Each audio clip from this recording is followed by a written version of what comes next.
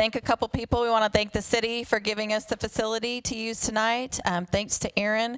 We're broadcasting on Channel 20, and thanks to Chris Evans, who is our moderator tonight and is also live streaming on the Guthrie News page. And to Jeff Taylor, our wonderful councilman and the chair of the Logan County Republican Party. I wanted to give you a couple dates that you can put on your calendar for down the road. Thursday the 14th, we have an open forum for State Question 788, medical marijuana question. That event will be held at the State Territory Museum at 6 o'clock this Thursday, so come hear that. We're going to have both sides speaking. On the 18th, we're going to have the House District 31 and Senate Seat 20 open forum will also be here. And the Democratic primary open forum will be on the 21st at the Sports Museum across the street. So keep those dates in mind, and I'm going to turn it over to Chris, and he's going to tell you what's going on. Appreciate everyone join us here in Oklahoma's first state capitol here in Guthrie, Oklahoma. A lot of familiar faces. Good to see you all here again. We got some great candidates. We appreciate all of them making their way here so we can hear them and their ideas as we move forward in the primary election and then all the way to November. First up, we'd like to introduce our state superintendent candidate, Ms. Linda Murphy. We invited Joy Hoffmeister, as she declined our offer to be here tonight, but we do appreciate you being here tonight, Ms. Linda. First, if you would please introduce yourself and what compelled you to seek office and your vision for the office. Okay, I'm Linda Murphy. I'm from Edmond, and my husband Dan is with me tonight back here in the back. He is from Guthrie, born and raised here, and graduated from high school. My son Derek here on the front row. And we're just glad to be here tonight and have this opportunity to share my vision for education. My basic platform, I'm going to make it short and sweet. I think we have about 5 minutes, right? As long as you need, yeah. Okay. Local control is number one. We need local control of education. We've had too much top-down control. Too many experiments have been ran through our schools, our classrooms. Right now, we have nationalized testing that our current state superintendent, Joy Hoffmeister, has put into place. And nationalized testing is controlled by the federal government. That is not the way we should be going. When we repealed Common Core state standards in 2014, we passed a law that repealed them from our law. They were not controlled by us. We had copyrighted standards controlled through the federal government and the National Governors Association. It's a strange mix, but that's what it was. So when we passed that law, and I worked with legislators on that law, when we passed it, we put into the law that we would have new testing aligned to the standards we write. So our standards have been rewritten, but instead of contracting for a test that we own, we control, and we contract to a company or maybe one of our universities or another university out of state, there are different ways to do it. Instead of doing that, what we have is nationalized testing. And you can talk with teachers, you can talk with parents, getting these scores back. Right now, for the last 2 years, test scores have been low. And some superintendents are telling their public that they know their curriculum is not aligned to the tests. In other words, you've got to teach what is going to be tested or you're not going to pass the test.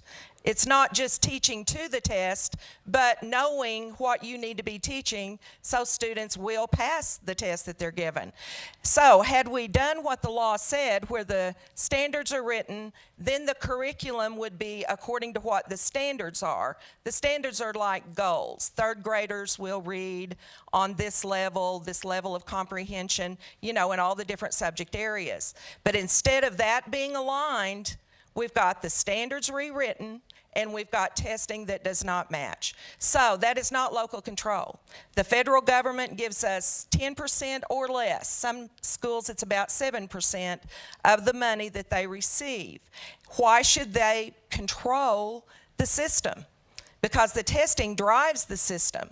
When you've got to align what you teach to pass the test, you're really controlling the entire classroom effort in that situation. So that's a big problem. Local control, it's LEARN, L-E-A-R-N. L is local control. E is education excellence. And we will have education excellence when we have local control and when we allow teachers that know how to teach to teach. Too many of them are required to follow processes, methods, materials that often they know right up front is not going to get the results that they can get with the students. Teachers who have been highly successful have been told in some of the schools that they're not effective anymore because they're not following the new process. Sometimes a new process isn't better, and people who are experienced teachers need to be making decisions about what they teach and how they teach according to state standards and guidelines. So there is a control there from the state, but it makes sense to have some goals and standards.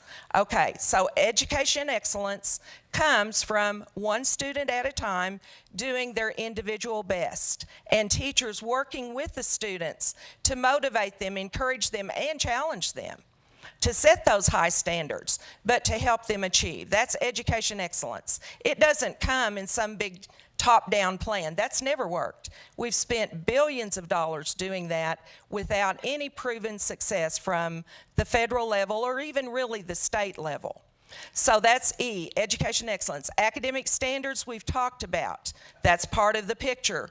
R is return money to the classroom. We need to pay teachers the salaries that are competitive with other states around us. We need to tell them the truth about where we are financially, and that's one thing I have not seen our current state superintendent doing. During the recent walkout, we saw our state superintendent, I believe, a great lack of leadership when we saw the OEA holding the mic at the end of 9 days of a walkout when the teachers had actually gotten a raise before they walked out. And there wasn't more money sitting there waiting to be given somewhere. It didn't exist. So it led teachers down a road that was a false hope, and it was discouraging to many of them. So returning money to the classroom, teacher salaries, very important. And the materials and methods and things that they need to succeed in the classroom, those should be paid for as part of the job and not out of their pocketbook, out of their smaller salaries. We certainly know that is true. Now, it's not a problem in every school, so we need to look at this, and we've got to look at money locally, not just on the state level. I heard a lot of complaints that went out on national media saying my classroom is leaky. We have mold in my classroom, things like that, about the building and the structure. Those are not state funding issues. Those are local funding issues. So if your local school hasn't passed a bond to improve the building or build a new building when needed or repair the roof, those are not state funding issues. And we need to make clear where the money comes from and where it's going. At the state level, we need to look at the State Department of Ed. There's an awful lot of bureaucracy built up over the years. And we've never elected a Republican who went in there and did the complete evaluation of what's going on from the top to the bottom and see how much of this regulation we can cut out. We have a president that I do believe really does want local control of education. Now, I don't agree with the Secretary of Ed right now and what she has, I don't believe she understands public education. Okay, I'll just be as nice as possible because I do support President Trump. And I believe a good school superintendent, Republican, really any school superintendent, but as a Republican, I could go to Washington with the governor and we can get some things deregulated for our state and really get on that track to local control. We can block grant money back to our state. This has been talked about for 30 years in Washington. We've got military impact aid that has got to go to the military school or the schools around military bases. So that's federal money. We've got other federal money that goes to Indian tribes for education. So there is some federal money in education that needs to come to our state and some other money, but it can be block granted and get out of that regulation. I've got some superintendents that tell me, if you're elected, I will work with you to do that, because if I can get rid of administrative cost in my school from all the federal reports and entanglements that we have to deal with, he said, I can give up, several of them said, I can give up the federal money if I don't even get it. It will cost me less to operate my school with all the deregulation, because that's where a lot of the administrative cost is. So that's R, and the fifth letter is N. Now is the time. When I saw the lack of leadership at the state capitol and how that costs not just the classroom and the students and the parents who had to know what to do with their children for a couple of weeks. Not only that, but other services that were needing to get in and talk to legislators and have their day in the state capitol. I know our Federation of Republican Women's Club had a meeting that was canceled, but you know, a lot of people across the state paid a price for that situation. I don't blame the teachers. I'm with the teachers, but I do believe that we need to educate people about education and about funding and the politics of education and work together. And if we have people of goodwill to do that, it can happen. You just answered all of my questions. I Thank you. did? No. Okay. I do have some, and all these questions Okay. are submitted by citizens, too. Sure. Do you believe Oklahoma school districts spend too much on administration? If so, what is your solution? I think it's in pockets around the state. One that I point to quickly is Tulsa Public Schools.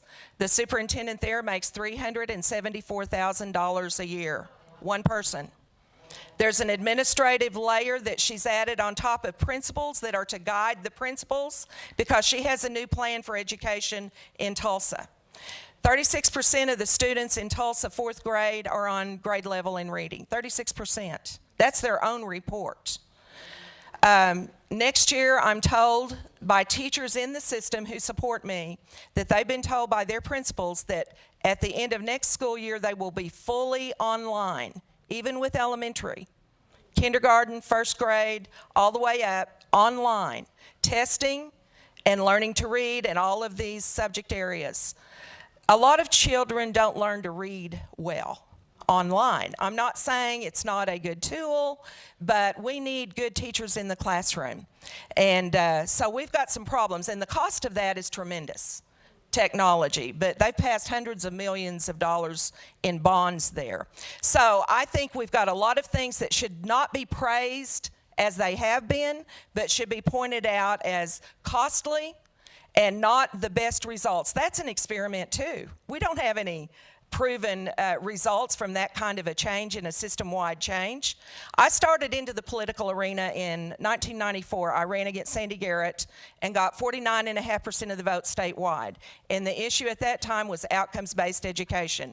We got it all over again with Common Core. So that's when I stepped back in and said, I'd rather fight this and expose this and talk about it and get some facts out on the table than to just sit back and watch it happen. So we did get it repealed. I worked with other people around the state. So I have a grassroots campaign now doing the same thing in this race. It's a grassroots individuals because this is about getting someone in that office that represents the people, not beholding to special interest groups.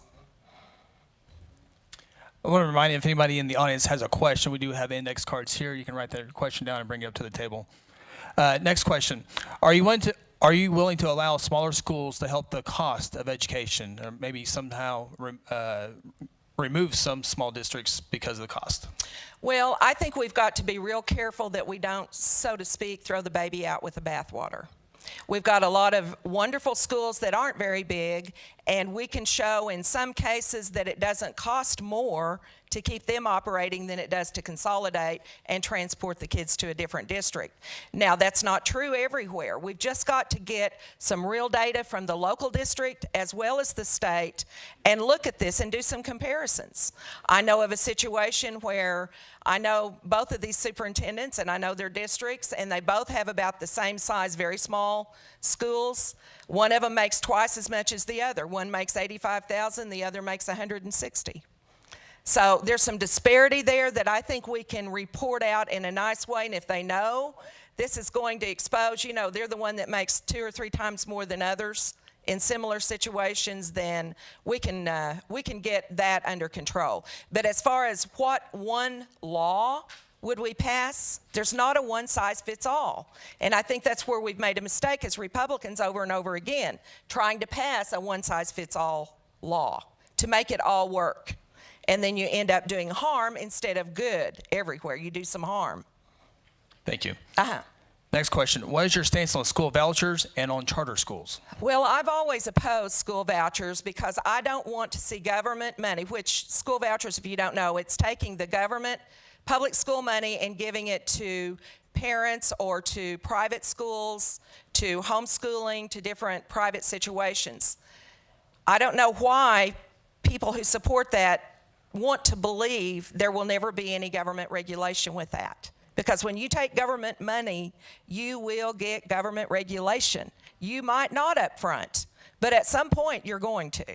And I want to see public education funded and funded well. I think it ends up costing us in a lot of ways, in ways that are not beneficial to the overall good of education. Our state constitution gives public education as a freedom in our state. It's provided for in the state constitution, free public education.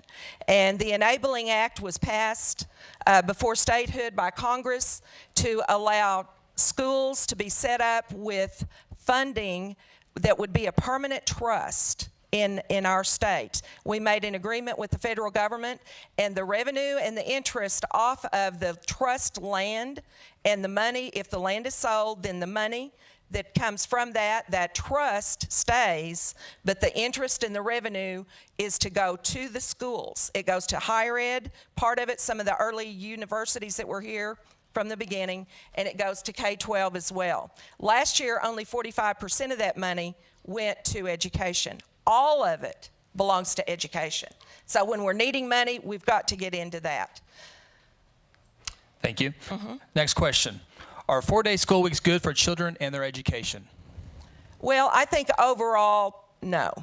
And I think it gives a bad public image to our state that we're not educating. But it's mainly about the child, and are they learning, and are they learning well, and is it working well, you know, for them to advance academically. I think overall, most schools would choose not to do that. I know a couple of superintendents told me they went to 4 days for part of the year, and they get counted in that 4-day group, but they really don't have 4 days all year. They told me, Linda, it's because of the testing schedule. The last 2 months of the year after we've done the testing is just kind of dead time. Maybe not 2 months, but a month and a half. And so we go to a 4-day week then. In other words, again, it's the testing. The testing needs to be pre and post. It needs to be simple, and the test should give feedback to the teachers, the parents, and the students. And what we're getting back for the last 2 years does not tell you how they're really doing in reading or math or science. It's a pass or fail. You are proficient or you're not, or you're advanced proficient, or you're below proficient. Well, what does that mean? That's an arbitrary term. Depends on where you draw the line and what you mean by that. So it really doesn't even tell us anything, and we're paying millions of dollars for that. Thank you. I have a question from the audience. If we don't give standardized tests from the federal government, how will we know how our children are performing compared to other states? Okay, the NAEP, the National Assessment of Education Progress, is a test that traditionally for years since the 60s has been used like a spot check. But it wasn't the test that the state gave for all students academically. It was just a spot check, random. And we can do that. And we can also purchase standardized tests that we contract for, like the Iowa Test of Basic Skills.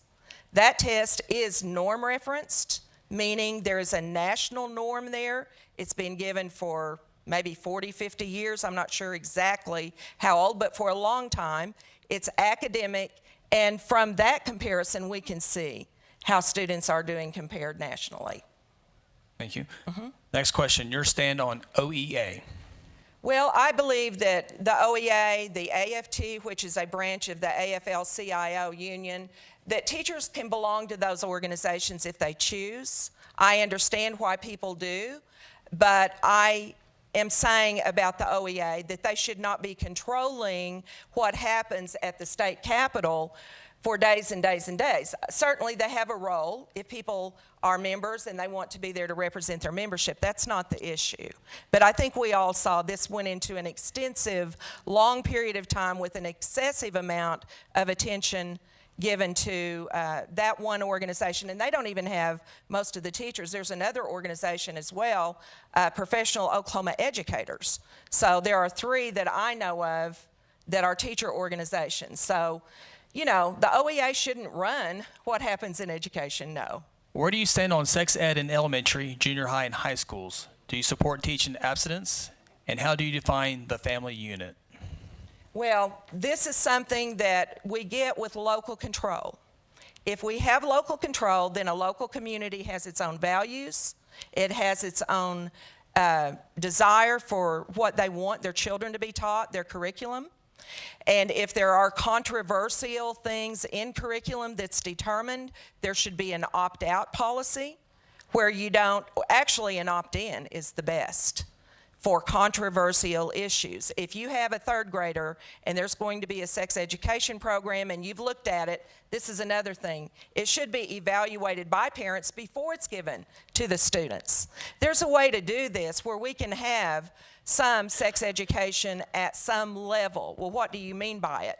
That's an often big term that is often misappropriated, I think. So if parents know what's in the curriculum and they opt their child into that, or they don't and the child is not in that program, that makes a huge difference.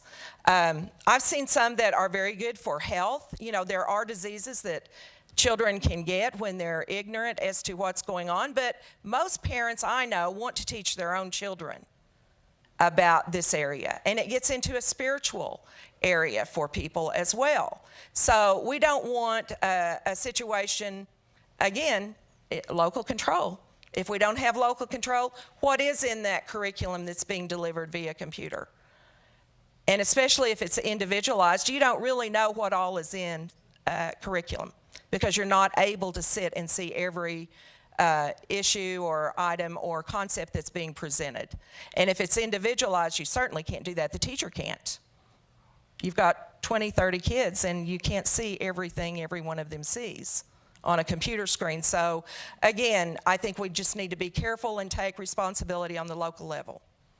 One final question, unless there's another question brought up here. If elected to state superintendent office, what's your first message to the legislature and the governor? Well, I'm here to work with you, and we need to get some solutions to the problems. I'm here with goodwill to work together, and I have some ideas, and I want to bring those to the table and listen to the other ideas and, do a part as a public representative from the Department of Education to the budget process and to the other issues that are concerned with the finance and the policy regarding changes in education, whatever they may be. I think we try to get too much state mandating sometimes, and we're trying to solve problems. I think it's a good intended purpose, but we need to let educators make more of these decisions and hold people accountable too. We can hold people accountable, but the way we've been doing it is not working, and we need to change that and respect the teachers that are good teachers and let them be the examples. We'd like to give you a final closing statement, share anything that you'd like to share with the voters. Well, I just thank you for the opportunity, and if you will go to my website, votelindamurphy.com, share that with your friends, family, relatives, and I'll be glad to answer any questions. If you want to find me on Facebook, I'm there. We have conversations there sometimes as well. So thank you very much. Thank you.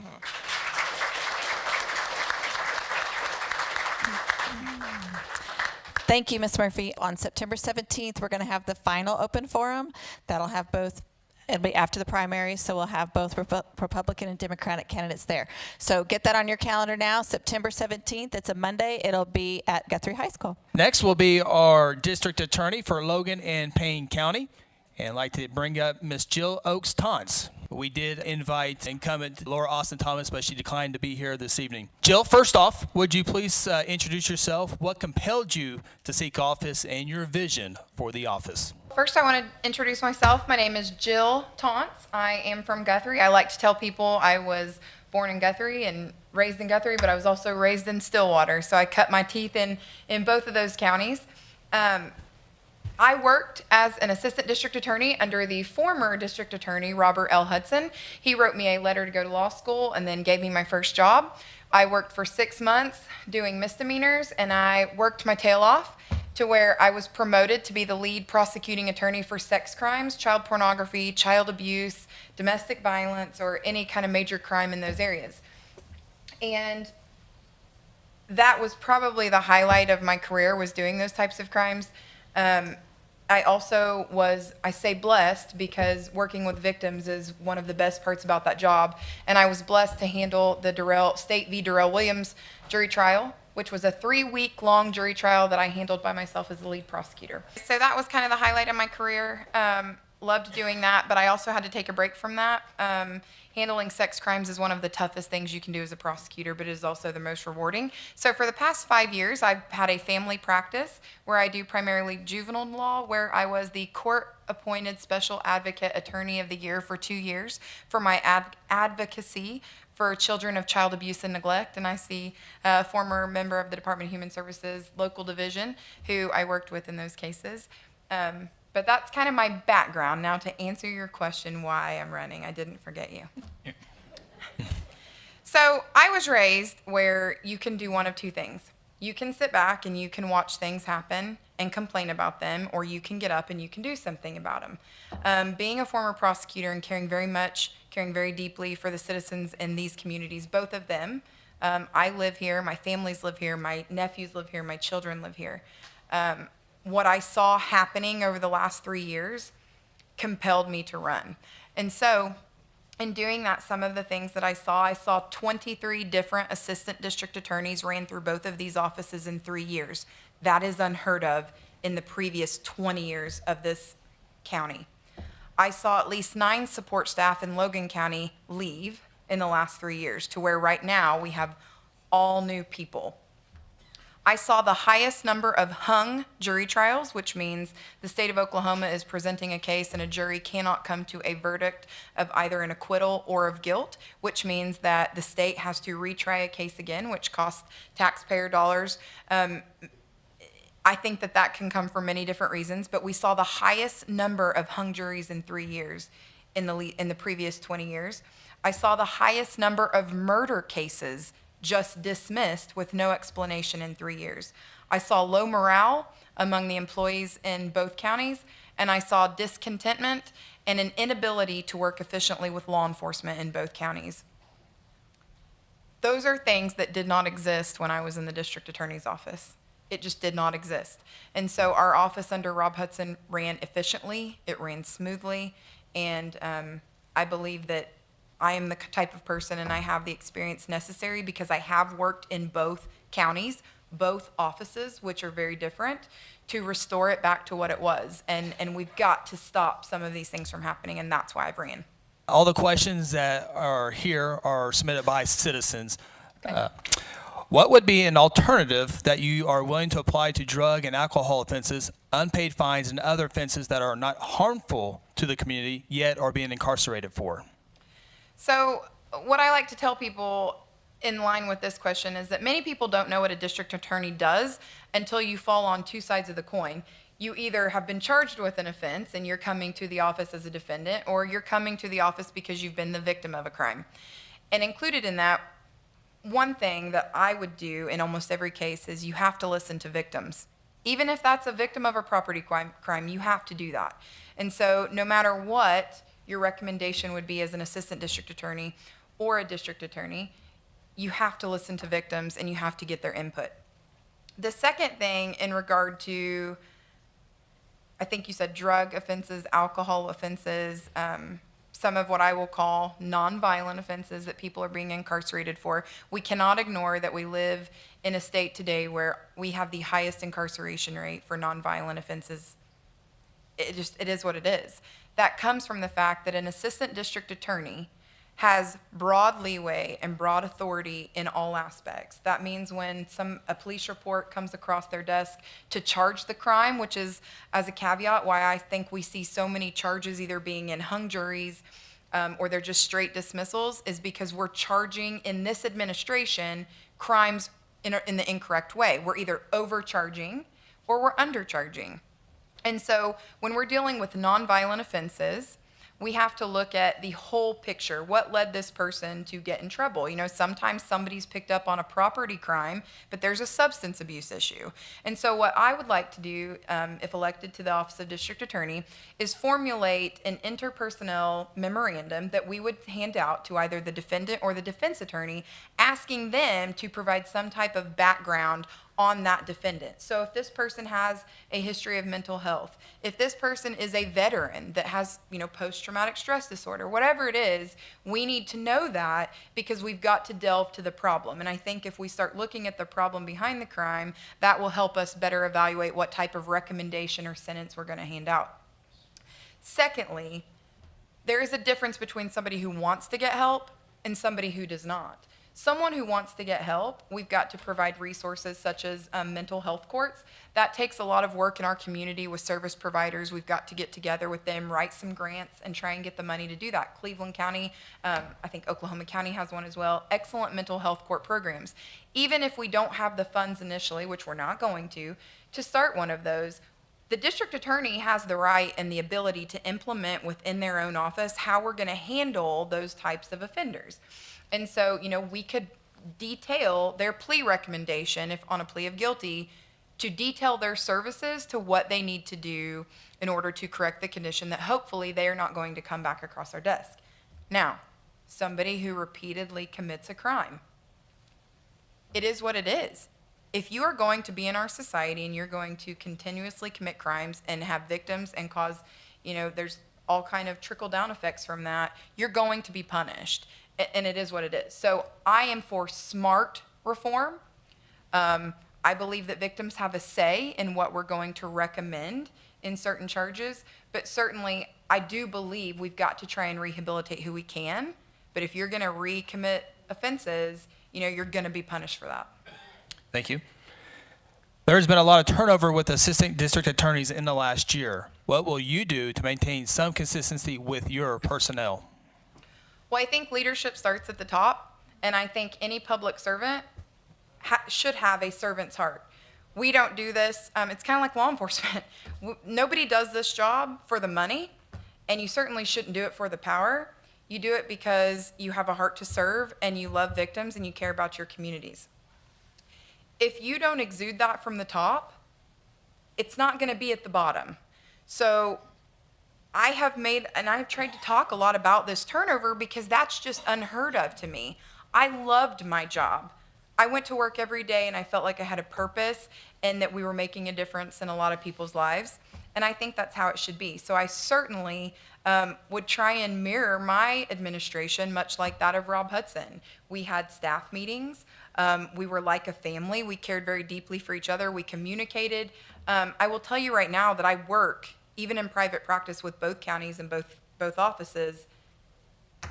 And the tough thing is trying to express to people what's going on because you guys don't see that. And sometimes you can only see it if you're kind of in the trenches. And what I would tell you is we have a lot of disconnect in both counties. And you would think because they have the same boss, meaning the same district attorney, that both counties would be in board and online with each other, and they're not. And so I would mandate, obviously, extensive training for my employees. I think we would set consistent patterns on how we're going to handle certain types of offenses, how we're going to handle law enforcement. I heard a story the other day that one of our elected officials, who is a sheriff, sat outside of an office for at least 30 minutes before someone spoke with him on an offense. And that is unheard of to me. The district attorney must work hand in hand with law enforcement.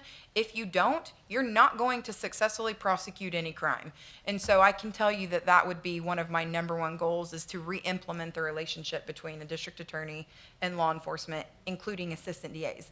And if you have all those things, if people love their job, if people want to come to work and they feel like they're making a difference and they're encouraged, they're gonna stay there. And that's what I plan on doing, and we do not have that right now. Next question. What factors specifically would you consider in striking a balance between zealous prosecution and needless incarceration? It goes back to, I think, training your employees. And, for example, I had a case that, and you know, there's been a lot of talk about I'm a defense attorney. My practice in private practice is 75% family law and juvenile law. I do about 25% of criminal practice. I don't think, and by the way, at least 3 of the current assistant DAs were all defense attorneys, because that's kind of what you are if you're not in the DA's office. But that makes you a better prosecutor. And here's why. These people are human beings. None of us are above any of the other ones, and we should all be treated fairly. And I think that you have to look at these people as human beings, not as somebody who comes across your desk on a piece of paper. And I'll be honest, I sent a lot of people to prison, obviously, for harming children. And that's my background and that's my passion, and I won't blink an eye. If you harm a child or you molest a child or you do something like that, I won't bat an eye at sending you to prison. That's just me. I think that's our job as prosecutors, is to protect the public from who we need to protect them from. Now, I had this case where a guy was picked up with marijuana, and the rec from this current administration, and I've got the emails that I sent back in 2015 asking why I've been through 8 different ADAs and why I've been waiting 90 days with no response from anyone in their office. And then I finally, I'm sorry, I should throw this in there. Why someone who had pled guilty to their second robbery charge, where, you know, robbery, you've got 2 actually human being victims, why that person was given a 10 suspended, means paper time, no jail, and my guy, who had picked up a second marijuana charge, simple possession, this was before the state question, his rec was 10 years to do and an $18,000 fine. This is an individual who spent 2 years bettering his life. He had a child, he got caught up on child support, he had a job, he purchased a home, and this administration, even back in 15, would not look at mitigating circumstances around this individual. I ended up doing a blind plea, which, if you don't know a lot about the legal world, is a very scary thing. But I'm so thankful that 2 judges in our district saw through that and gave that guy 4 years of probation time. And, you know, he was certainly rewarded for turning his life around. Those are the types of people that I think the state of Oklahoma is screaming out for, that we've got to give a chance. Now, not everybody's like that. I mean, most people will tell you, I'm pretty tough. So if you want to prove yourself to me that you're going to work hard and you're going to give it a shot and do what you're supposed to do to be an upstanding citizen, I'm going to go down that road with you and give you the opportunity on your first offense.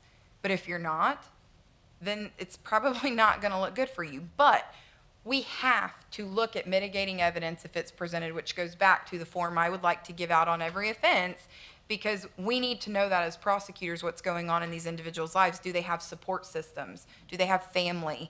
You know, what are the things going on? Because we know statistically, if we can get them those resources, we're probably not going to see them again. And if we don't, we're going to see them again for probably the next 5 years. So when looking at zealously prosecuting, it goes towards that argument that I just spoke about, but it also goes towards, we have to treat everyone fairly, and we shouldn't be prosecuting cases to get our faces in the paper. Shouldn't be doing press conferences on murder cases as they're pending. We should not be calling newspapers, no offense, Chris, I love you, I know you're in the media. No problem. But seriously, when I was under Rob Hudson, we did not notify the news press when we arraigned people for murder charges so that they could come in the courthouse and stand there and video us giving we kept our mouth shut. I mean, you didn't give statements, especially if a case was pending. To me, that's not proper right now. And I want that to stop, because these are serious cases. They are serious issues for the community. They're serious issues for the victims, and they're serious issues, and I think that can actually compromise the integrity of prosecuting those cases. So we need somebody, and I believe I am that person, who's there for the heart of it, that we love it, we want to serve, and we want to do what's right, and I don't think that's going on right now. What does reform mean to you? We've been hearing a lot about gun control. It's one of many terms that gets thrown around as propaganda, but nobody talks about what it really means to them subjectively as an elected official. What would criminal justice reform look like under your administration? I am for smart reform, but I am absolutely not for just letting everyone walk out the door. Because here's the thing. Some people who are continuously charged with a crime, it's a game to them. They know they can walk in there, plead guilty to 5 years, are going to do about 28. Sometimes I just heard the other day somebody did 28 days and got turned out. If they know that, where is the bark or the bite, so to speak, in that particular plea agreement. Of course they're going to reoffend because they would rather take that deal than doing services and trying to treat the problem. So it can also be beneficial that we kind of force them to be on probation, so to speak, because we want them to get the help and the resources they need. What we see on TV in criminal justice reform, and I was asked to sign a questionnaire by the ACLU, and I'm not going to sign that. You cannot look at a district attorney's office and have a bright line rule for every case you get. They are very fact specific, and we have to look at the facts surrounding that charge. One of the things that is on that questionnaire that I was asked to sign was, make a pledge to never seek a monetary bond, make a pledge to never seek the death penalty. Well, you tell me, you look in someone's face that someone has raped or murdered a child and tell their family if that's what they want to pursue that you won't do that. I'm not going to do that. That's not my place. And so I think that the philosophy behind it is really great. And yes, there are some things that we need to do differently right now in Oklahoma. There are people in prison for 20 years on nonviolent possession of marijuana. And then we have this state question coming up. So in my opinion, I have always been a supporter of, someone who is truly a threat to our community, who is truly a threat to our societies. They're a threat to my children, your family, your children, your grandchildren. Those are the individuals that I don't mind paying for if they're in jail. And I believe that my administration, I know, would pursue down that line of crimes. It is really hard to rehabilitate someone who harms a child or molests a child. It is what it is. Now, mental health, substance abuse, those are the types of things that we can rehabilitate. And if we try that and we do that and it fails, then our only option sometimes is to sentence somebody to incarceration. Your final thoughts? First I'd like to thank the Chamber and the Logan County Republican Party and you guys for coming. I think it's very unfortunate that my opponent chose not to come here tonight and debate me. This is a 2-county race. It's Payne County and it's Logan County, and the 2 counties should be treated equally, the same importance. And I can assure you that if I'm elected, Logan County will be treated in the same respect as Payne County. And we've got to start doing that. Again, justice should be blind. I've got an email right now where an elected official called the current administration, made some phone calls, and their niece's criminal charge was dismissed. That is unacceptable. Unacceptable. And our counties and our communities cannot afford to have another 4 years under Laura Thomas. And if you don't know much about this office, I would urge you to reach out to law enforcement, victims, or anybody that has dealings with these offices. And I think that you will be pretty startled by what you learned. I have the experience necessary. My husband owns a power line company, and we manage about 15 employees on that regard. And I have been in private practice. I am familiar with both counties. I am familiar with the judges, I'm familiar with law enforcement, and I know that I can turn this around. And I definitely, again, just can't urge you enough. Reach out and look at these cases. We've had 7, I counted I've got a whole long list, but just since the end of March, just so you know, we've had 7 murder cases, dismissed. And the quote from your current elected district attorney was due to insufficient evidence. Well, let me tell you something. There was a preliminary hearing case, which is what I call a medium level hearing, where a different judge finds whether or not there was probable cause that someone committed a crime and whether or not there was sufficient evidence that that person did commit that crime. That judge bound that person over for trial court arraignment in those cases, meaning a judge found there was sufficient evidence. So we have 2 cases in the last 60 days that were dismissed, sexual battery charges dismissed, and a 2nd-degree rape. So just in 60 days, I mean, if you want to sit down with me, I can give you a whole long more list. But the point being, people aren't charged with 1st-degree murder and it just disappears. That should alarm everyone. And so I urge you to pay attention, Do not read a soundbite. My opponent says that she's been an attorney in the DA's office for 30 years. I will submit to you for 20 of those. She was not in our courthouse, and she was across the street doing admin work, running child support. I was in the courtroom trying cases. So do not be misled by a soundbite. And that's for any election, any opponent. Do your research and actually talk to people who dealt with them, because facts can be manipulated, or anybody can kind of skew it to be how they want it to be, but you can't change looking online and seeing that these things are being dismissed at an alarmingly high rate. And so the district attorney is an office not of policy, but of action, and it really does protect you guys and your communities and your children. So humbly ask for your vote. My website is www.jilltaunts4da.com. And there are letters of recommendation and more information about myself. And I'm an open book, so if you have a question, get with me. Thank you.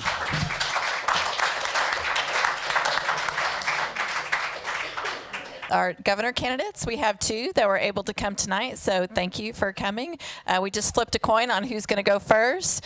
We're going to give each candidate 2 minutes as an opening statement, and then for each question, are we doing 2 minutes per question, 2 minutes per question, and then 2-minute closing statement? We are pleased to have Mr. Kevin Stitt and Mr. Gary Jones join us here in Guthrie. Welcome back, guys. I know you've both been here before early, I believe in March, but welcome back. Thank you. It's good to be here. First off, will you please introduce yourself and your vision for Oklahoma in the office? And we'll start with you, Kevin. I love your community, the state's first capital. It's really cool to be back in Guthrie. I've had a blast so far, been all over the state. I'll just kind of tell you my background. I'm not a politician, but really looking forward to the Q&A with everybody today. I grew up in Norman, just down the road, and my dad was a pastor there at Riverside Church. He was there for 30 years, and then I didn't want to go to school in the same hometown I grew up in, so I ended up going to Stillwater for college, went to Oklahoma State. There we go. Was that a Boomer Sooner or a Go Pokes there? I can't. Oh, okay. But got an accounting degree from OSU, and then I moved to Tulsa. And I've always been entrepreneurial. I wanted to have my own business. Met my wife, Sarah, there in Tulsa. I'm so excited she's here. I want to introduce her. The mother of our 6 children is with me over there. So we've been married for 20 years. And I got, just like a lot of entrepreneurs, I got in the mortgage business shortly after college and started my company, Gateway Mortgage Group, with $1,000 in a computer and just a big dream. Today, now we employ 1,200 people. We have offices all over the country. We do business in 41 states. I've got 165 offices. So that's just been my whole background. It's been all about hiring people smarter than me, putting them in the right positions, leading, setting the vision and the strategy. So why am I running for governor? I'm running for governor because I'm just concerned about how our state is. I see all the momentum coming out of these other states as I travel and I visit my different offices. And I look at our state, and we just haven't experienced the growth that these other states had. And then I started checking into our education system, and we're going to 4-day school weeks. And then we've got this budget problem we've been dealing with for the last 6 years. And I feel like that, if we keep electing the same people, I keep looking at the resumes of the people that are running, and it just looks like more of the same to me. I think we'll be in the same situation 8 years from now if we keep electing the same folks that got us in this mess. So that's why I'm running for governor. I want to focus on the next generation, not the next election. And, I want to be the governor for all 4 million Oklahomans and always think about what's best long term. So my vision for the state is for us to be a top 10 state, top 10 in growth, top 10 in education, and top 10 in infrastructure. And I've got a plan to lead us there. It's very similar to how we work in the private sector. So I'm excited to share with you about that a little bit more tonight. Gary? I'm Gary Jones. I'm the guy that's different. I'm the workhorse. I was born, my dad was in Fort Sill. My dad was a sergeant in the Army, the 7 of his kids. And I will tell you that we learned early the difference between needs and wants. My parents gave me everything I ever needed. I learned that list of needs was real small. I went to work in a Mexican restaurant at 14 as a dishwasher. By 15, I was the head night cook. Went to work for Bell Telephone as a telephone operator right out of high school, going to college. I went to UCLA, University of Cameron, Latin America. And I did because I worked full-time for the phone company. At 18, at 20, I was promoted over 120 operators, one of the youngest managers in the history of the company. At 21, I was promoted again and worked on state staff in Oklahoma City in the Office of Planning and Budgets doing independent cost studies. Got married, and moved back to Lawton. As of next Monday, my wife and I will be married 41 years. She taught school for 36 years, 30 years of kindergarten. Being married to me for 41 years and teaching 30 years of kindergarten says she has a tremendous amount of patience. But I would tell you that at 28, I started my own company with a high school kid, built it up to 50 employees. And then in 1994, I was complaining about something being done in government, so I decided to run for county commissioner. Didn't take a penny in campaign contributions, ran against a 10-year incumbent that outspent me 5-1. On election day, I was at the courthouse, and his son-in-law, who's an attorney, I went to high school and college with, wished me luck, and he said he won't get 20% of the vote. He's right, I didn't. I got 53%. What was amazing is when I came into office, I used my business, I've got a degree in business administration and accounting. I used my business skills working in government. We built more bridges in my district, 34, all steel and concrete, than anybody in the history of the state. We had a problem with the county jail. I put a plan together to build a county jail, and I'll talk later because my time's up. Yes. 12 seconds. 12 seconds. And I'm the best qualified because I'm the guy that fixes things, and I'll talk later. So. Thank you. Again, all these questions here are have been submitted by citizens. First question, this one is for Gary. We are all aware of the dire situation of the current state budget. Specifically, what revenue streams do you support for correcting the problems, and what is any specific programs would you cut? Well, someone asked me about a year ago, is the solution to our problem, is it raising revenues or is it cutting expenses? I said it's a combination of both. I'm the author, or not the author, but I'm the one that came up with the plan and went to Democrats and Republicans that gave teachers a pay raise. I believe the gross production tax had been lowered too low. Basically what happened is politicians got behind closed doors with their major donors. They took the gross production tax from 7% to 2%. I said for years that 5% was a reasonable rate. We're still competitive, and it brings money into the system. The next thing I said was the 75-cent tax on cigarettes. What's interesting is that those were two items. This was after A+ failed and after Step Up failed. We had a tremendous problem trying to get teachers a pay raise. They passed pay raises 3 times but never funded it. So I proposed a tax on cigarettes that would, and then also the 2 other plans had proposed a 6-cent tax on gasoline and a 6-cent tax on diesel. What I said was, let's lower the gasoline tax to 3 cents and diesel at 6, which makes it 20 cents across the board, same as Texas. Which means if you don't smoke and you don't own an oil company, if you drive 20,000 miles a year and get 20 miles to the gallon, this teacher pay raise costs you $2.50 a month. 90% of Oklahomans believe that's fair.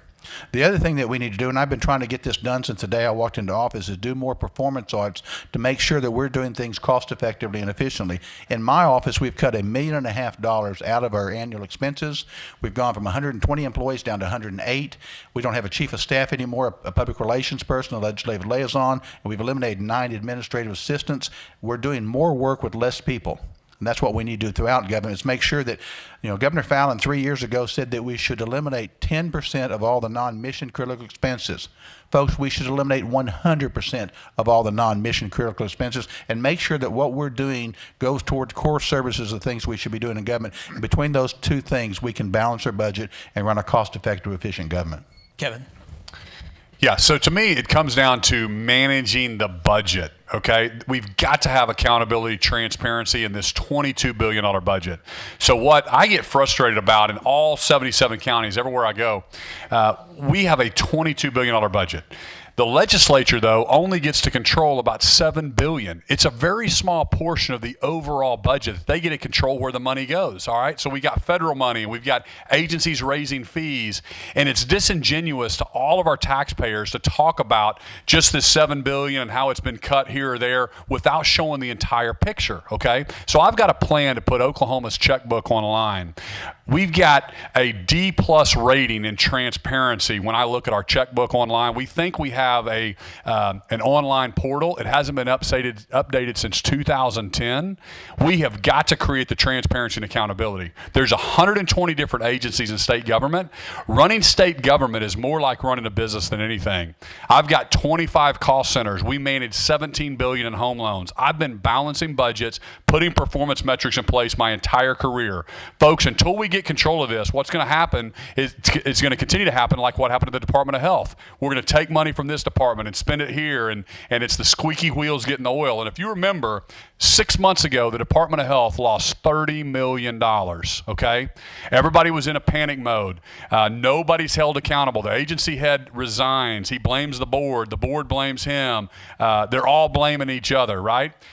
So they started an investigation. They had to first lay off 200 Oklahomans. 200 Oklahomans lost their job because they couldn't make payroll. They started an investigation. 2 weeks ago, they released the findings of that investigation. You know what they said?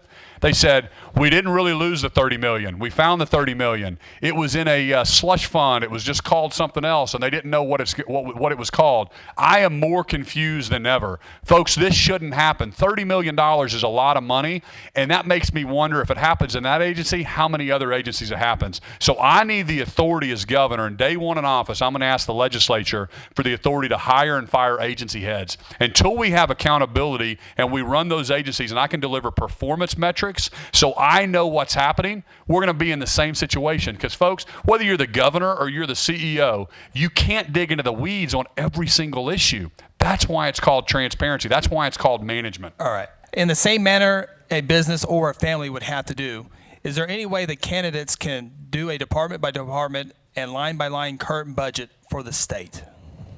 Absolutely, yeah, we certainly can. But to me, and everybody talks about audits. We absolutely have to have financial audits, and the auditor's up here with me. He's done a great job. We need to encourage the next auditor to continue to be able to dial in to all the different agencies. But what I talk about is performance audits. This is so different. Most people don't know what I'm talking about. You have to learn how every one of your departments is running and how we have performance numbers, and you have a metric with every department. So the way we do it. I love to give the example. We do home loans. We underwrite home loans. We do about 3,000 home loans a month. So I take my underwriting cost center. I know we're getting in the weeds here, but hang with me. We take our underwriting cost center, we divide it by the number of units we do, and we come up with a number. For us, that's $300. So that's what it costs us for that department to run that department, $300 alone. Well, if you're running that department, you can hire as many underwriters as you want next year. But remember your metrics. So next June, if we're closing 4,000 home loans, you, of course, can hire more. But if we're only closing 2,000, you've actually got to shrink your department. Why is that so important to me? When I look at these 120 agencies, they never shrink. They always think bigger budgets are better outcomes, right? So I ask myself, how many employees did this agency have last year? Some of them have 500 employees. Some of them have 1,000. Some agencies have 2,500 employees. I ask myself, what are the services they're delivering for citizens? Because, folks, we don't have any different issues in Oklahoma than they have in Texas or Kansas or Arkansas. So why are we at the bottom of all the list? And why are we number one in female incarceration? We have the same issues. So I ask myself, with technology, how does the Department of Transportation work in this state versus our state? That's how a business person thinks of things. Folks, I do not have to reinvent Google or Yahoo. I've got to deliver great services through 120 different agencies. I've got to do it effectively and efficiently and provide great services for you, the citizens. The legislature has a tough job. They're looking for leadership, and as governor, I will lead them. Actually, there's $24 billion budget. The other thing, too, is there's many agencies across the state have been tremendously reduced. And so it's not that. The thing about it is what we have, and let me tell you what happened at the health department. What happened at the health department is they brought in somebody from outside that did not understand government. Brought in a CPA. He said, well, you're using money here that you can't use, and you're going to go to jail if you use it. And you got this money over here within the internal accounting that's not the official accounting, the internal accounting here that says you owe money to yourself. So he said, he came back, and what they did is they asked for the resignation of the head of the health department. The governor appointed somebody else to go in there. And then what they said was, oh, we need $30 million to solve this problem and make payroll. And they came up with a plan to eliminate 200 jobs and say we're going to have to lay these people off. Our people went in there, and yes, we were correct on our audit when we went before. There was no missing money. And what we said was we sent the professionals in our staff that went through and analyzed and determined that they had 52 accounts they hadn't reconciled. And what they determined was they never needed the $30 million. There was never any money missing. There was never any overspent money. It was a case that you brought somebody in that didn't know what they were doing. The governor appointed somebody that didn't know what he was doing. And the next thing you know, they took a situation that made it much worse.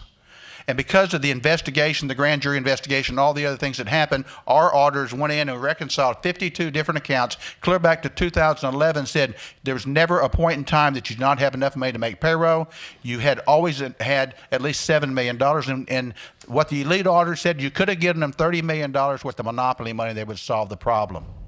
Folks, that's why you need people that know what's going on, know how to do business. I was in business for 26 years, but they also understand the business of government.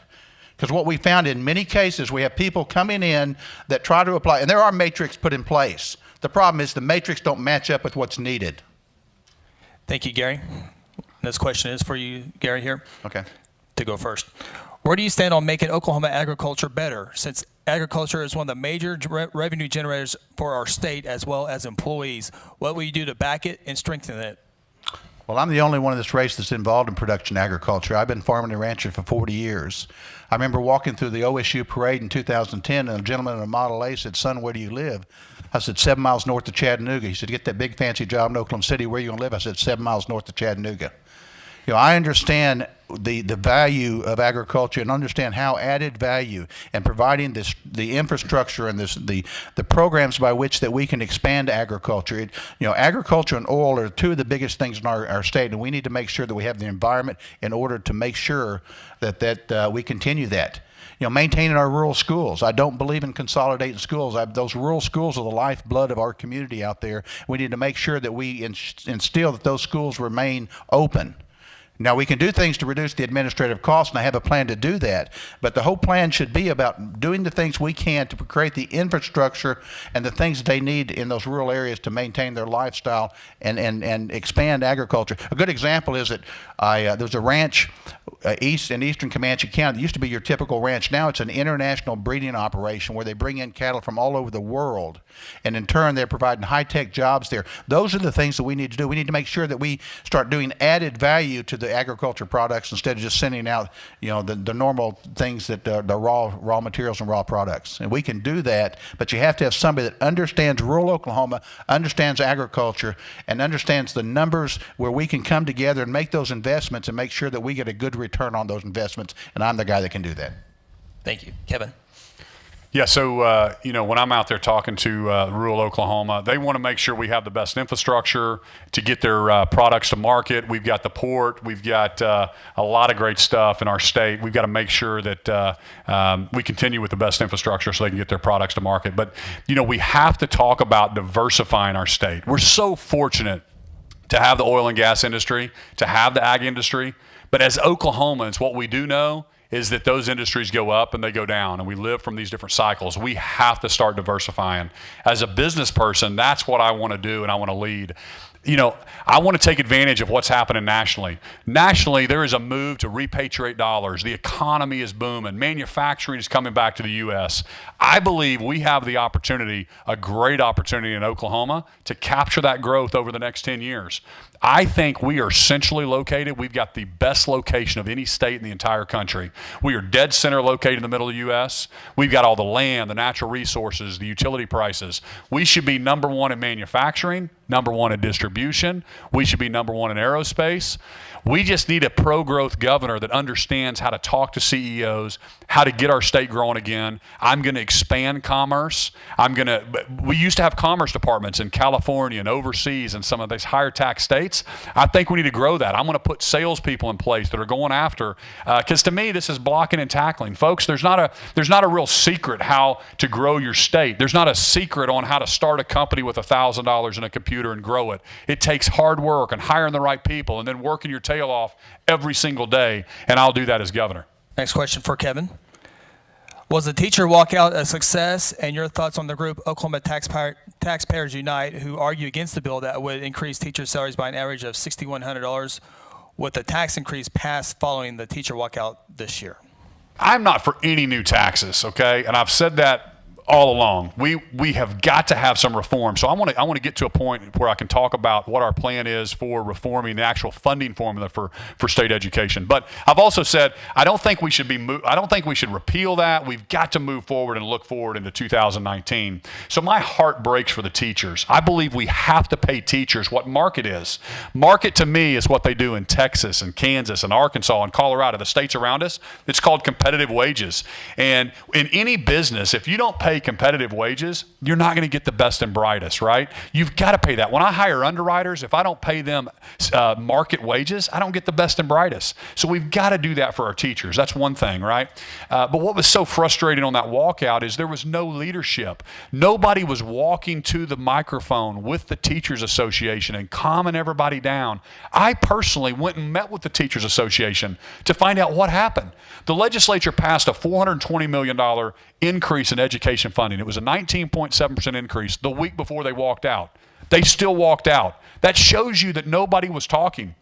As governor, I would have went to the microphone and said, folks, we didn't get in this mess overnight. We're not going to get out of it overnight. Here's our plan for 2020 and 2021, and here's how we're going to long-term fix that, which I hope I have time to go into in a future question here. But nobody would let their company go through 2 weeks worth of bad publicity.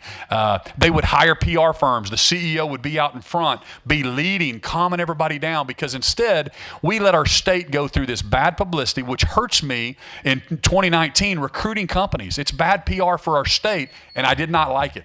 Gary. Well, first of all, I proposed the plan on February 15th. You know, the walkout occurred April 2nd. If they had legislature come together and pass that plan, there would not have been a walkout. And what's interesting in my plan, the 5% gross production tax and the 75 cents on cigarettes, 2 days before the step-up plan came up for a vote, Oklahoma Council of Public Affairs and Dr. Coburn came up with a plan that included 5% gross production tax, 75 cents on cigarettes, and then there were some items in there that were not possible and were not going to get passed. So when I put the plan together, I included those two items because I've always been for 5% gross production tax. What's interesting also is that last week, Dr. Coburn had a press conference in Tulsa, and he said that he didn't have a problem with gasoline and diesel tax as long as it went for roads and bridges. Well, guess what, folks? After the first year, the tobacco tax goes toward health care. We can leverage 2-to-1 federal dollars, and that's going to go help our rural hospitals. The gasoline and diesel tax will go toward roads and bridges. It's dedicated. So what we have now is we have a group that is opposing three items that at one point in time they actually supported. It's very reasonable. Resetting the gross production tax from 2% up to 5% is not a tax increase. It's a reset of an unreasonable rate. The other two items, the tobacco tax goes toward health care in Oklahoma. People that smoke have a higher incidence of health care and cost the state of Oklahoma more money. And the gasoline and diesel tax is a use tax. And so that's very reasonable. So I've said, let's be reasonable and solve the problem. But what we also have to do is make sure that every single dollar we spend goes toward the mission. And we should fund budgets in the manner that we do individual budgets and fund the first budget first. Education should be first, healthcare, transportation, corrections, and every one of those ought to be an individual budget instead of this omnibus budget the way we do it today. On June 26th, voters will vote on State Question 788, better known as medical marijuana. Many believe this measure will pass and help adults and children with their medical needs, but others believe the ballot measures not only medical marijuana, but recreational marijuana. What is your position on this important matter? After talking to doctors and seeing patients that need this, I think the time for medical marijuana is now. I don't like the way this bill is worded, but I think the likelihood of it passing is great. And I will make sure that we have mechanisms in place to ensure that it's regulated and doesn't morph into recreational marijuana. I think that's our responsibility to do that. And I will be sitting there with the legislature. I won't wait until swearing in. I'll take this on from day one. And by the time I come in, we'll call a special session and we'll deal with the issue before it goes into effect. Thank you. Kevin. Yeah, so I tell people that I'm not going to get in the way between a doctor and their patient. If something's good for the patient and it's medicine, then I'm perfectly fine with it. Recreational use is something that I don't think that our state's ready for. I'm not for that. There's too many unintended consequences. It's still illegal federally. Until they change something there, I talk to businesses and how they drug test and what happens then, and the banking system. There's all kinds of unintended consequences that's going on in Colorado that we would not want to put our state through. But I also met with a pain management clinic and the two doctors there, and I was really trying to understand, would you guys prescribe this medicine? And they were like, yes, we would. This would help in some cases. People, instead of getting on opioids, we would prescribe marijuana. They said they would never prescribe the smoking kind because they think that's harmful for the lungs, but they would prescribe it. And so I'm not going to get in the way of a patient and a doctor. Kevin, your turn here. Question is, where do you stand on the Second Amendment? Will you defend it? And have you ever fired a firearm? And when's the last time you fired a gun? Yes, I fired a firearm. I'm a huge Second Amendment supporter. I'm a constitutional conservative. I'm going to protect the right to bear arms. You guys want me to show you my pistol? I'm kidding about that. But I actually killed a turtle on Sunday. So I shot a little 22 on Sunday. I took my two little boys fishing, and we saw a turtle right underneath the little dock that we were. Thank you, Sarah. Little dock that we were fishing at, and I was very proud. The first shot went right over it, but the turtle stood there, and then so I would re-aimed and killed my turtle. So yeah, I'm an Oklahoma boy through and through, and I will protect the rights. And I'm a Second Amendment supporter. Yes, I'm Second Amendment. My wife and I both have concealed carry. And last time I shot was about a week ago, and I missed him. It was a wild hog from about 400 yards away. But I will tell you that anybody in this room that wants to hunt wild hogs, you're welcome to come to my place, but bring a dozen people. They're great. They're running rampant out there. But no, I think it's our constitutional right to be able to carry and protect ourselves. All right, thank you. Gary and Kevin, you guys have been all across the state in like many forums like you are here tonight. What topics are you hearing from on the road from citizens that we might not be hearing in these forums? I'm hearing that people have concerns over the teacher pay raises, that they're concerned they're going to be repealed. Teachers are concerned that they're going to get what was promised. And also the big concern with educators is not just the teacher pay raises, the fact that we've allowed class sizes to get very large. And we haven't given the resources, and we're not given the supplies, and that we need to, that the teacher pay raise needs to be the first step, and that we need to make sure that what we're investing in education, we're getting results from it too. We need to make sure that we have mechanism in place to measure that. But the other thing I'm hearing is the fact that it's amazing to me this idea that let's audit everything. It's the buzzword of this election cycle. What is amazing to me is that in the last 7.5 years, we have done more audits than any time in the history of the state. And what really bothers me is the fact that very few people have any idea how many audits are done, and the fact that the audits that are done, the recommendations we make are being ignored. And that's where, when you do an audit and someone makes recommendations, you need to implement those. About 6 years ago, the Corporation Commission came to us and said, we want to hire internal auditors, but we don't know what they should do. I said, why don't you do this? Let us put embedded auditors in your agency. And we'll come in and do a risk assessment on your entire agency, very large agency, and we'll start doing a series of performance audits that you want.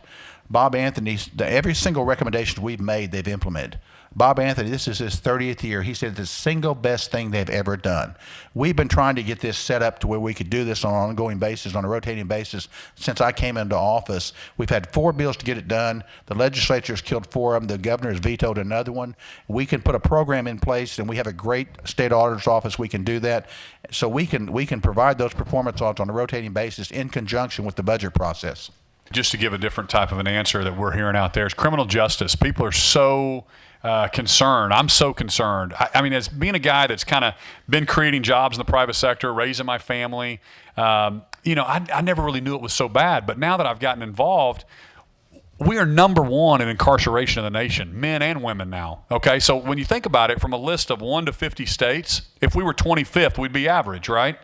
But if we're number one, this is low-hanging fruit. This is easy. We are doing something wrong, folks. We're leading in a category we shouldn't. We don't have any different issues in Oklahoma than they have in any other state. And so that's what's so frustrating. Why this hasn't been done, I don't know. We will change that in a state administration. I mean, I've met ladies who got sentenced to 45 years in prison who had the equivalent of $200 worth of drugs. The amount of drugs can fit in the palm of your hand. Then they had Sudafed on her possession. So they got her for manufacturing, where another state would have given her a year or two. All right, then you got all the unintended consequences, foster care, and all the stuff that goes with incarceration. Just from an economic standpoint, that'll cost us $1 million to incarcerate that person, right? Okay, 70% of Oklahoma's prisons are made up of people like that. People that we're mad at. We're not really afraid of. We're mad at them. And we've got to figure out better outcomes because we incarcerate that group 80 to 100% more than the other states around us. Now, 30% of Oklahoma's prisons are people we're afraid of. And I've got to give the district attorneys, the prosecutors they need to keep those folks in prison. But this group over here, there are better outcomes. The other thing I want to address is fines, fees, and court cost. It is a death spiral for poor people. People get in the system, they can't get out. I will change that. Okay, I've met people along the way now, guys that spent 10 years in prison, served their time. Now they've been out for 10 years, been a plumber. They're still paying off $25,000 in fines, fees, and court costs. Most people give up, and then we reincarcerate them. We want them out paying taxes and working and raising their family and making their truck payment, right? We have got to figure out better outcomes. I'll do that as governor. Speaking on criminal justice, and this will be for Kevin first. In what way do your conservative principles apply to criminal justice reform? What sort of criminal justice reform would you like to see in Oklahoma? I mean, I can give you example after example. I mean, I was in Wayne, Oklahoma on Friday night, and we was out there with about 50 people and had a great event. And the lady that was hosting it for me is their horse people down there. And she sent me a letter, and she said, Kevin, I just want you to look at this. She said, our son, he's 50 years old. He had a knee surgery in 2015. He got addicted to Oxycontins and then Oxycodone, and he ended up selling a few of those. He got caught, and he was facing 12 to 30 years. He's currently in prison. Day one in office, she sent me the list. He had $1,000 in fines and fees, right? My point is, we are putting people away 80 to 100% more than the states around us. It doesn't make sense. Why 15 years? Why not 14? Why not 10? Why not? You know what I'm saying? So we have to think about that. That is a business principle. I look at market. What are the other states doing?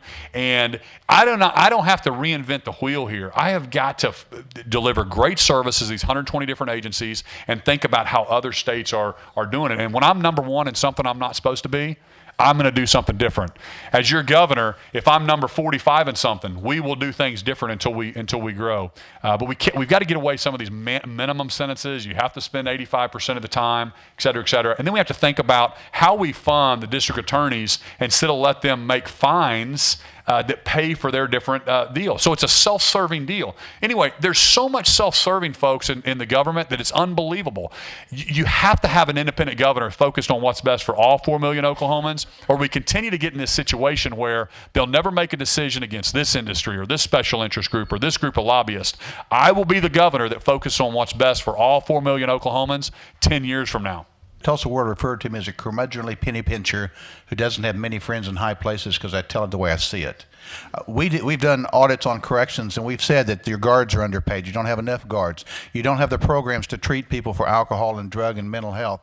You know, what we need to be doing is, like was mentioned earlier, that we need to have more drug courts. We need to have more mental health courts, more veterans courts. And what we need to do is find programs by which that we punish people, but we don't spend $24,000 to $30,000 a year to house them. And so what we do is we have work programs by which that they can, maybe even sometimes where they come in on weekends, they serve their sentence on weekends, but they stay to take care of their families and they raise their families and they're still taxpayers. You know, when we incorporate or incarcerate a woman, we also take on the responsibility of taking care of their families. We've got to stop that. In our audit we did is we made multiple recommendations. One audit was done that says that they need to spend about $10 million to put programs in place to start changing this trend.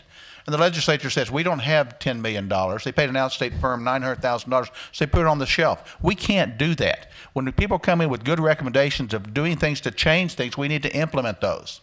And I'm glad, Kevin, you've been around the state seeing this. I've seen this for 7 years. that, someone asked me, said, what is the question? What's the one thing that surprises you at being the Capitol after being there 7.5 years? I said that 7.5 years later, we're still facing the same problems. We're not solving problems. I've taken on additional responsibility of problems at the Capitol that aren't my responsibility and found solutions to those problems. We need somebody that has the ability to identify a problem, work with those, and get that problem, find a solution and get it implemented. I've got a history of doing that, and that's what we need to do. I can start doing that from day one. People start talking about draining the swamp. Folks, I know where the plug is. We can start draining that swamp on day one. 2 more questions, and this one's for Gary. Of the 120 state agencies, name 5 you will eliminate. The first thing I will do, we have created this mega agency called OMES, Office of Management and Enterprise Services. They're called OMES. The official term is one big mess. What they've done is they've taken extra layers of bureaucracy and they've called it consolidation. I will take that pig and slaughter it from day one. And we'll break it down into manageable pieces by which that we can manage better. In my office when I came in, we had a vertical structure there. Now people report directly to me. There's like 6 people that report directly to me. We don't have the bottlenecks.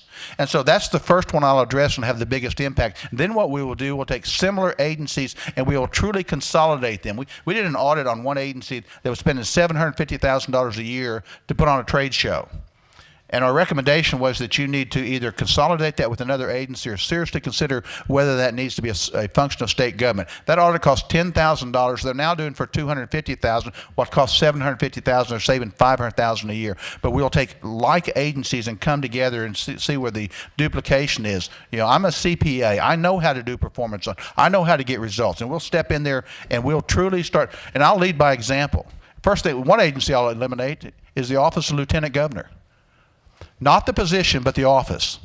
Because what it's become is the campaigner-in-chief. What we'll do if Dana Murphy becomes the lieutenant governor, I'll ask her if she'll become the Secretary of Energy. If Matt Pinnell, he'll make a great Secretary of State. We can eliminate $700,000 a year and have a functioning lieutenant governor instead of somebody that goes around campaigning for 8 years. Kevin? The CAFR report says we spend $17 billion. Online, we show $29 billion. It is unbelievable. Nobody can show me real revenue numbers in our state. So you look at Texas. Texas has a 12-year sunset provision. Every 12 years, their agencies get a third-party audit to determine what is the overlap, what is the duplications, and they have to reapply basically for their approval every single 12 years. But folks, so that's what the accountability and transparency we have to have from those different agencies. So then you go back to like what I was talking about before, and you organize the boards and the commissions. We have to have the authority as the governor to be able to remove those agency heads or remove the board members. And in case in point, I met with the chief of staff for Keating, and he said, Kevin, you've got to change one law that will make all the difference. The governor's got to have the authority to remove a board member. Because what happens today, folks, is the governor appoints somebody on a board, and that person is there for 7 years or 9 years. And it's the governor's second term on their way out the door before they even have control of those boards that are hiring the agency heads. And then it's somebody from their own industry. So the own industry, they're self-dealing. They're basically regulating themselves. You see what I'm saying? Until you have the governor, we have the authority to appoint those different agency heads. They just spin the legislature in a circle. So, folks, I've never been in government, and I'm proud of that fact. I think President Trump is doing a great job because he is bringing business principles to the state government, and he's shaking things up. So I love the fact that I come from the business world because I bring a whole fresh set of perspectives. And I don't think in an 0-11 football team, you hire from within. I think you bring people from the outside, and you bring people in to come in to shake things up, and that's what I'll do as governor. Thank you. Final question, and it's from the audience. It's a good one, and this is for Kevin first. Many people are unsure as to who to vote for. We feel like every politician says the same thing. What sets you apart? Why should we vote for you? Every 4 years, people get up here and they just talk and they just talk and they just talk and they say everything they're going to do, and then they get nothing done. It's so frustrating. Until you have an independent governor, somebody focused on the next generation and not the next election, and you have an outside business person, we're going to get in the same situation, folks. And, I don't think our forefathers ever envisioned career politicians. They thought somebody would take off from their farm or business and go serve their state. That's my idea of how it should work. And so I'm with you. I met with Steve Largent. He came by my office, and we were talking, and he said, Kevin, I ran for governor 15 years ago, and we're talking about the same issues today as we did back when I ran. We haven't done anything about them. Folks, I'm going to be the governor that does something about them. That's why you want to vote for me, is because the Stitt administration will move us forward to be top 10 in growth, top 10 in education, and top 10 in infrastructure. Gary. I have a history in every job I've ever had. I've had people come into my office. I had a gentleman come into my office about 3 years ago and said, I'm a Democrat. I've never voted for a Republican in my life, but I want to shake your hand because you've done everything you said you're going to do. You know, what we need is somebody that can work together across the aisle and come together and work on issues and not play politics with it. I've never had a political hire in my office. Not one person has been hired because of politics. It's been hired because of their capabilities, their qualifications. The big problem we have right now is that what happens is somebody gets elected and they hire their campaign manager, put them in a position they're not qualified for. They hire their campaign consultant, and then they start putting the people that contribute to their campaigns, put them on boards and commissions. Folks, that you're setting yourself up for failure. Every single person I've hired has been a capable, competent person. They have at least 5 years experience or 10 years experience in accounting, or they have an accounting degree. Never once have I had a political hire. And so subsequently, we're getting more done. We've taken on problems. We've solved. I'm the guy that's different because, number one, I don't placate to the special interest groups. My special interest is the people of Oklahoma. And folks, I will tell you that not only do I have a history of success in the private sector, I've also got a history of getting things done within the government realm. And that's what we need, is somebody that understands, you know, the way things work in business is one thing, but the way they work within a government environment is another. You need somebody that understands both, and somebody that's willing to do the things necessary to move this state forward. I've got 3 special interests. Those of you that know me know that I have the 3 most beautiful, intelligent grandkids in the world. Yours are somewhere behind mine, but every decision I'll make will be about the future of those grandkids, and that's what we need, is somebody that is truly looking toward that next generation. And every single position I've ever had, people will tell you that I've done exactly what I said I'm going to do, and I've actually delivered more than what anybody expected. I know it's a crazy schedule, and it will be for the next 2 weeks as well, but we appreciate you guys making Guthrie a destination. All right, we'll let Gary begin the final remarks here. Again, 2 minutes each for both of you. I literally prayed that somebody else would run for governor that I thought that truly understood what's going on, had a plan to fix it, and had the intestinal fortitude to get it done. There's a whole lot of people that want to be governor. But Mike, I really wonder whether or not there's people that truly understand the magnitude of what we're facing, and we're willing to do that. I do. You know, and I will tell you that I've always treated this race as a marathon. I've never had a race where I've run that I had nearly as much money as my opponent. I'm running based on my track record, what I've been able to accomplish, whether it was chairman of the Republican Party, you know, state auditor, county commissioner. I'm running on what capabilities I have. And I tell you, it's funny because there's multiple people around the state that said, Gary, we know you'd make the best governor, but you know you don't have $2 million, so you can't win. This is a marathon. And folks, I've treated it as that, and I will tell you what, people spend $2 million to run their poll numbers up and say, look, the other guy can't win. That's not true, because on election day, everybody counts one. And what we found now is I've gone from 6th to 4th, and I'm moving. Folks, I'm coming up on the outside, and I'm getting a tremendous amount of support. And folks, what we need is somebody that is indebted to you, the people of Oklahoma, and somebody that has that track record of doing what's necessary. And I've got that, and I believe on June 26th, I'm going to be one of the 2 people that's going to be in the runoff. But I need your support, I need your help, and I'll be available to hand out signs and talk to you afterwards. So thank you very much for being here, and let's move on to June 28th. I only care about one poll. That poll is June 26th, and that's the one I'm going to win. Thank you. Thank you, Gary. Kevin. Yeah, thank you guys so much for being here. It's an honor to be with you, and you know, what I've learned across all 77 counties is people are frustrated. They're frustrated with the status quo. We're frustrated with coming in 45th in education, and we're frustrated being number 1 in incarceration. And that's what I get excited about, because we do not have any different issues than any other state does. It's ridiculous that we're at the bottom of these categories. I want to lead us to be top 10. And you know, day 1 in office, I'm going to end politics as usual. There's so much self self-interest and self-dealing that happens in the good old boy system, I will shine a light on that, and I will be representing what's best for all 4 million Oklahomans, because we can make the right decisions, folks. We know what they are. I've got 49 other examples of how to do it, and I will do that. And then I think, secondly, you need a governor that can take advantage of what's happening nationally with the economy. The Trump tax cuts are working. There's a move to repatriate dollars and bring manufacturing back to the U.S.